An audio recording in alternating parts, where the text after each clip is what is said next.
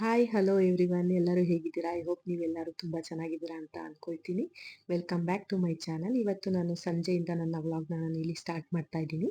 ಇವತ್ತಿನ ಡಿನ್ನರ್ಗೆ ನಾನು chicken chops ಮಾಡೋಣ ಅಂತ ಅಂದ್ಬಿಟ್ಟು ನಾನಿಲ್ಲಿ ಒಂದು ಪ್ಯಾನ್ನ ಇಟ್ಟು ನಾನು ಅದಕ್ಕೆ ಸ್ವಲ್ಪ ಎಣ್ಣೆನ ಹಾಕಿ ಈ ಮಸಾಲಾನೆಲ್ಲ ನಾನು ಫಸ್ಟ್ ಎಣ್ಣೆಯಲ್ಲಿ ಫ್ರೈ ಮಾಡ್ಕೊತೀನಿ.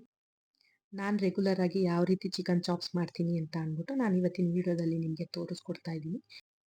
ಎಣ್ಣೆ ಬಿಸಿ ಆದಮೇಲೆ ನಾನು ಈರುಳ್ಳಿನ ಹಾಕಿ ಈರುಳ್ಳಿ ಎಲ್ಲ ನೀಟಾಗಿ ಕಲರ್ ಚೇಂಜ್ ಆಗೋ ತನಕ ನಾನು ಫ್ರೈ ಮಾಡಿಕೊಂಡು ಒಂದು 8ರಿಂದ 10 ನಾನು ಹಸಿಮೆಣಸಿನ್ಕಾಯಿನ ಹಾಕೋತಾ ಇದ್ದೀನಿ. ನೀವು ಈ ಥರ ಮಾಡೋದ್ರಿಂದ ಯಾವುದೇ ರೀತಿ ಗ್ಯಾಸ್ಟ್ರಿಕ್ ಅನ್ನೋದು ಬರೋದಿಲ್ಲ. ಅದರಿಂದ ನಾನು ಈ ಥರ ಎಣ್ಣೆಯಲ್ಲಿ ಫ್ರೈ ಮಾಡ್ಕೊಂಡು ಹಾಕೋತೀನಿ. ಈಗ ನಾನು ಅದಕ್ಕೇನೆ ಚಕ್ಕೆ ಲವಂಗ ಜೊತೆಗೆ ನಾನು ಮೆಣಸನ್ನು ಹಾಕಿ ಶುಂಠಿ ಬೆಳ್ಳುಳ್ಳಿ ಹಾಕಿ ನಾನು ನೀಟಾಗಿ ಅದನ್ನು ಫ್ರೈ ಮಾಡ್ಕೊತಾ ಇದ್ದೀನಿ. ಈಗ ಇದೆಲ್ಲ ನೀವು ನೀಟಾಗಿ ಫ್ರೈ ಮಾಡ್ಕೋಬೇಕು. ನೀವು ಸಣ್ಣ ಉರಿನಲ್ಲೇ ಫ್ರೈ ಮಾಡ್ಕೊಳ್ಳಿ. ನೆಕ್ಸ್ಟ್ ಈಗ ನಾನು ಅದಕ್ಕೆ ಸ್ವಲ್ಪ ಒಂದು ಹಿಡಿಯಷ್ಟು ನಾನು ಕೊತ್ತಂಬರಿ ಸೊಪ್ಪು ಮತ್ತು ಪುದೀನ ಸೊಪ್ಪನ್ನು ಕೂಡ ವಾಶ್ ಮಾಡಿ ನಾನಿಲ್ಲಿ ಹಾಕ್ಕೊಂಡು ಅದನ್ನು ಕೂಡ ನೀಟಾಗಿ ನಾನು ಫ್ರೈ ಮಾಡ್ಕೊತೀನಿ.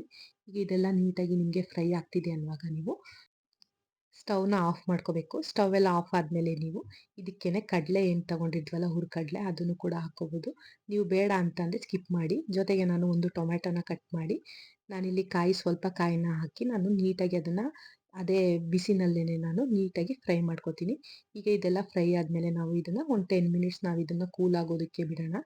ಈಗ ನಾನು ಮತ್ತೆ ಒಂದು ಬಾಣಲಿನ ಇಟ್ಟು ನಾನು ಅದಕ್ಕೆ ಸ್ವಲ್ಪ ಎಣ್ಣೆನ ಹಾಕಿ ಚಿಕನ್ನ ನಾನಿಲ್ಲಿ ಫ್ರೈ ಮಾಡ್ಕೊತೀನಿ. ಈಗ ಅದಕ್ಕೆ ಎಣ್ಣೆ ಹಾಕಿ ನಾನು ಒಂದು ಈರುಳ್ಳಿನ ನಾನು ಸಣ್ಣದಾಗಿ ಕಟ್ ಮಾಡಿಕೊಂಡು ಅದನ್ನು ಕೂಡ ನಾನು ಫ್ರೈ ಮಾಡ್ಕೊತೀನಿ. ಇದು ಕೂಡ ಈರುಳ್ಳಿ ಕಲರ್ ಚೇಂಜ್ ಆಗೋ ತನಕ ನಾವು ಇದನ್ನು ಫ್ರೈ ಮಾಡ್ಕೋಬೇಕು. ಈಗ ಈರುಳ್ಳಿ ಎಲ್ಲ ಫ್ರೈ ಆದಮೇಲೆ ನೋಡ್ತಾ ಇರ್ಬೋದು ನೀವು ಈರುಳ್ಳಿಲಿ ಕಲರ್ ಚೇಂಜ್ ಆಗ್ತಾ ಇದೆ. ನಾನು ಈ ಟೈಮ್ನಲ್ಲಿ ಒಂದು ಅರ್ಧ ಕೆಜಿ ಚಿಕನ್ನ ನಾನು ವಾಶ್ ಮಾಡಿ ಹಾಕೋತಾ ಇದ್ದೀನಿ. ನಾನಿಲ್ಲಿ ಅರ್ಧ ಕೆಜಿ ಚಿಕನ್ ತೊಗೊಂಡಿದ್ದೀನಿ. ನೀವು ನಾನು ತೊಗೊಂಡಿರೋ ಅಂಥ ಮಸಾಲೆಗೆ ನೀವು ಕನ್ಸಿಸ್ಟೆನ್ಸಿ ನೋಡ್ಕೊಂಡು ಹಾಕ್ಕೊಳ್ಳಿ. ನಾನೀಗ ಅದಕ್ಕೇನೆ ಸ್ವಲ್ಪ ಸಾಲ್ಟನ್ನ ಹಾಕಿ ನಾನಿಲ್ಲಿ ಅರಿಶಿನ ಪುಡಿನ ಹಾಕೋತಾ ಇದ್ದೀನಿ. ಚಿಕನ್ ಬೇಗ ಬೇಯಲಿ ಅಂತ ಅಂದ್ಬಿಟ್ಟು ಈಗ ನಾನು ಅದನ್ನೆಲ್ಲ ಹಾಕಿ ನೀಟಾಗಿ ಅದನ್ನು ಮಿಕ್ಸ್ ಮಾಡಿ ಒಂದು ಲಿಡ್ನ ಕ್ಲೋಸ್ ಮಾಡಿ ನಾನು ಅದನ್ನು ಫ್ರೈ ಮಾಡ್ಕೊತೀನಿ. ಈಗ ಚಿಕನ್ ಎಣ್ಣೆನಲ್ಲೇ ಫ್ರೈ ಆಗೋದಕ್ಕೆ ಬಿಟ್ಬಿಟ್ಟು ನಾನು ಇಲ್ಲಿ ಜಾರ್ ತಗೊಂಡು ಕೂಲಾಗಿರೋಂತಹ ಮಸಾಲಾನೆಲ್ಲ ನಾನು ಹಾಕಿ ಇದನ್ನು ನೀಟಾಗಿ ನಾವು ಇದನ್ನು ಪೇಸ್ಟ್ ಮಾಡ್ಕೋಬೇಕು. ಇದು ಪೇಸ್ಟ್ ನಿಮಗೆ ತುಂಬ ರಫ್ ಆಗೂ ಇರಬಾರ್ದು ಹಾಗೆ ಸ್ಮೂತ್ ಆಗೂ ಇರಬಾರ್ದು. ನೀವು ಮೀಡಿಯಮ್ ಆಗಿ ನೀವು ಇದನ್ನು ರುಬ್ಕೋಬೇಕು. ಈಗ ಇದೆಲ್ಲನೂ ರುಬ್ಕೊಂಡು ನಾವು ಸೈಡಲ್ಲಿ ಇಟ್ಕೊಂಡು ಈಗ ನೋಡ್ತಾ ಇರ್ಬೋದು ಚಿಕನ್ ಎಲ್ಲ ನೀಟಾಗಿ ಫ್ರೈ ಆಗಿ ನೀರು ಬಿಟ್ಕೊಂಡಿದೆ. ಈ ಟೈಮ್ನಲ್ಲಿ ನಾವು ಇನ್ನೂ ಸ್ವಲ್ಪ ಹೊತ್ತು ಅದನ್ನು ಹಾಗೇನೆ ಲಿಡ್ನ ಕ್ಲೋಸ್ ಮಾಡಿ ನಾವು ಇದನ್ನು ಬೇಯೋದಕ್ಕೆ ಬಿಡೋಣ. ಈಗ ನೋಡ್ತಾ ಇರ್ಬೋದು ನೀವು ಎಲ್ಲ ನೀಟಾಗಿ ಫ್ರೈ ಆಗಿ ನೀರೆಲ್ಲ ಬಿಟ್ಟಿದೆ. ಈ ಟೈಮ್ನಲ್ಲಿ ನಾನು ರುಬ್ಬಿರೋ ಅಂತಹ ಮಸಾಲೆ ಏನಿತ್ತು ಅದನ್ನು ಕೂಡ ನಾನಿಲ್ಲಿ ಹಾಕೋತಾ ಇದ್ದೀನಿ. ನಾವು ಈ ಮಸಾಲಾನ ಜಾಸ್ತಿ ಹೊತ್ತು ಫ್ರೈ ಮಾಡೋವಂಥ ಅವಶ್ಯಕತೆ ಇಲ್ಲ. ಯಾಕಂತಾನೆ ನಾವು ಈ ಮಸಾಲಾನ ಫಸ್ಟೇ ಎಣ್ಣೆಯಲ್ಲಿ ಫ್ರೈ ಮಾಡಿರೋದ್ರಿಂದ ನೀವು ಹಾಗೇನೆ ಚಿಕನ್ಗೆ ಮಿಕ್ಸ್ ಮಾಡಿ ಇದನ್ನು ಒಂದು ಸ್ವಲ್ಪ ಹೊತ್ತು ನಾವು ಇದನ್ನು ಕುದಿಯೋದಕ್ಕೆ ಈಗ ಅದು ಕುದಿ ಬಂದಮೇಲೆ ನೀವು ಅದನ್ನು ಸ್ವಲ್ಪ ಹಾಗೇನೆ ಮಿಕ್ಸ್ ಮಾಡಬೇಕು. ಇಲ್ಲ ಅಂತಂದರೆ ಅದು ತಳ ಹಿಡಿಯುತ್ತೆ. ಅದರಿಂದ ನಾನು ಒಂದು ಕುದಿ ಬಂದಮೇಲೆ ನಾನು ಅದನ್ನು ನೀಟಾಗಿ ಮಿಕ್ಸ್ ಮಾಡ್ಕೊತಾ ಇದ್ದೀನಿ. ನೋಡ್ತಾ ಇರ್ಬೋದು ನೀವು ಈ ರೀತಿ ಬಂದಿದೆ. ಕಲರು ಕೂಡ ಚೇಂಜ್ ಆಗಿದೆ. ಈಗ ನಾನು ಅದಕ್ಕೆ ಜಾರಲ್ಲೇ ಇರುವಂತಹ ಮಸಾಲೆಗೆ ನಾನು 1 ಗ್ಲಾಸಷ್ಟು ನೀರನ್ನು ಹಾಕ್ಕೊಂಡು ನಾನಿಲ್ಲಿ ಹಾಕೋತಾ ಇದ್ದೀನಿ. ನೀವು ಕೂಡ ನಿಮ್ಮ ಗ್ರೇವಿ ಯಾವ ರೀತಿ ಕನ್ಸಿಸ್ಟೆನ್ಸಿ ಬೇಕೋ ಆ ರೀತಿ ಅಷ್ಟು ನೀರನ್ನು ನೀವು ಇಲ್ಲಿ ಹಾಕೋಬೋದು. ನಾನಿಲ್ಲಿ ಸ್ವಲ್ಪ ನೀರನ್ನು ಹಾಕಿ ನಾನು ಅದನ್ನು ನೀಟಾಗಿ ನಾನು ಮಿಕ್ಸ್ ಮಾಡ್ಕೊತಾ ಇದ್ದೀನಿ. ಈಗ ಅದೆಲ್ಲ ನೀವು ನೀಟಾಗಿ ಮಿಕ್ಸ್ ಆದಮೇಲೆ ನಾವು ಅದಕ್ಕೆ ಸ್ವಲ್ಪ ಗರಂ ಮಸಾಲಾನ ನಾನಿಲ್ಲಿ ಹಾಕೋತಾ ಇದ್ದೀನಿ. ಗರಂ ಮಸಾಲ ಹಾಕಿದ್ರೆ ಟೇಸ್ಟ್ ಸ್ವಲ್ಪ ಡಿಫ್ರೆಂಟಾಗಿ ಬರುತ್ತೆ ಅಂತ ನಾನಿಲ್ಲಿ ಗರಂ ಮಸಾಲ ಹಾಕೋತಾ ಇದ್ದೀನಿ. ನೀವು ಬೇಕಿದ್ರೆ ಚಿಕನ್ ಮಸಾಲ ಯಾವುದಾದ್ರೂ ಕೂಡ ಯೂಸ್ ಮಾಡ್ಬೋದು. ಬಟ್ ಕಲರ್ ಎಲ್ಲ ಬೇಕು ಅಂತ ಅಂದರೆ ನಾನಿಲ್ಲಿ ಗರಂ ಮಸಾಲಾನ ಯೂಸ್ ಮಾಡ್ತಾ ಇದ್ದೀನಿ. ಈಗ ಅದು ಗರಂ ಮಸಾಲೆ ಎಲ್ಲ ಹಾಕಿ ನಾವು ಇದನ್ನು ನೀಟಾಗಿ ಮಿಕ್ಸ್ ಮಾಡಿದ್ಮೇಲೆ ನಾನು ಇದನ್ನು ಲಿಡ್ನ ಕ್ಲೋಸ್ ಮಾಡಿ ಕುದಿಯೋದಕ್ಕೆ ಬಿಡ್ತೀನಿ. ಒಂದು 15 ಮಿನಿಟ್ಸ್ ನೀವು ಇದನ್ನು ಮೀಡಿಯಮ್ ಫ್ಲೇಮ್ನಲ್ಲೇ ಕುದಿಯೋದಕ್ಕೆ ಬಿಡಬೇಕು.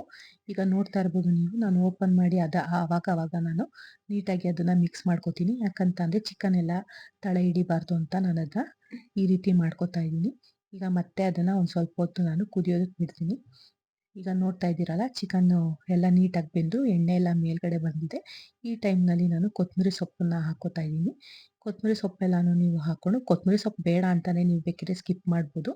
ನಾನಿಲ್ಲಿ ಸುಮ್ಮನೆ ಹಾಗೇನೆ ವೀಡಿಯೋಗೋಸ್ಕರ ಅಂತ ನಾನಿಲ್ಲಿ ಕೊತ್ತಂಬರಿ ಸೊಪ್ಪನ್ನ ಹಾಕೋತಾ ಇದ್ದೀನಿ.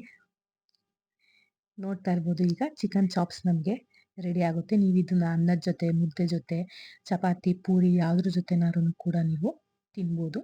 ಈಗ ನಾನು ಅದನ್ನು ಒಂದು ಪ್ಲೇಟ್ಗೆ ಸರ್ವ್ ಮಾಡ್ಕೊತಾ ಇದ್ದೀನಿ. ನೀವು ಕೂಡ ಮನೆಯಲ್ಲಿ ಟ್ರೈ ಮಾಡಿ ಹೇಗೆ ಬಂತು ಅಂತ ನನಗೆ ಕಮೆಂಟ್ ಬಾಕ್ಸಲ್ಲಿ ಕಮೆಂಟ್ ಮಾಡಿ.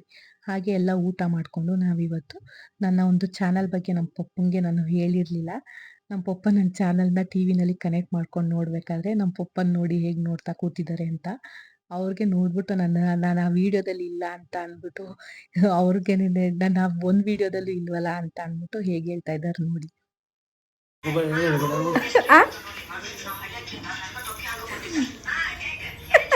ನನ್ನ ವ್ಲಾಗ್ಗಳಲ್ಲಿ ನಮ್ಮ ಪಪ್ಪ ಬಂದಿಲ್ಲ ಅಂತ ಹೆಂಗ್ ಮುನ್ಸ್ಕೊಂಡವ್ರು ನೋಡಿ ಇಲ್ಲಿ.